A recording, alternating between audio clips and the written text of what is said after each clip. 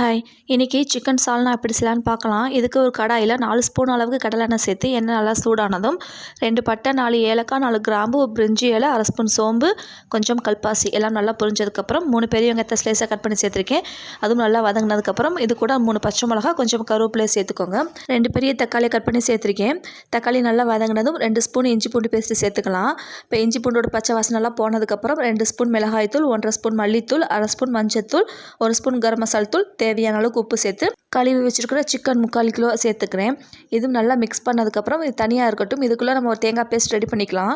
ஒரு மிக்ஸி ஜாரில் அரை முடி தேங்காய், 1 ஸ்பூன் சோம்பு, 1 ஸ்பூன் கசகசா, 10 முந்திரி, அரை ஸ்பூன் அளவுக்கு மிளகு எல்லாத்தையும் சேர்த்து நல்லா நைஸ் பேஸ்ட்டாக அரைச்சி எடுத்துக்கோங்க. இப்போ வெந்துட்டு இருக்க சிக்கன்லாம் தேங்காய் பேஸ்ட் கொட்டி நல்லா கலந்து விட்டதுக்கப்புறம் இந்த ஜார் கழுவி தேவையான அளவுக்கு தண்ணி சேர்த்துக்கோங்க. மூடி போட்டு சிக்கன் வேகிற அளவுக்கு நல்லா கொதி வந்ததுக்கப்புறம் கடைசியாக கொஞ்சம் புதினா, கொஞ்சம் மல்லித்தலை தூவி ஸ்டவ் ஆஃப் பண்ணிக்கோங்க.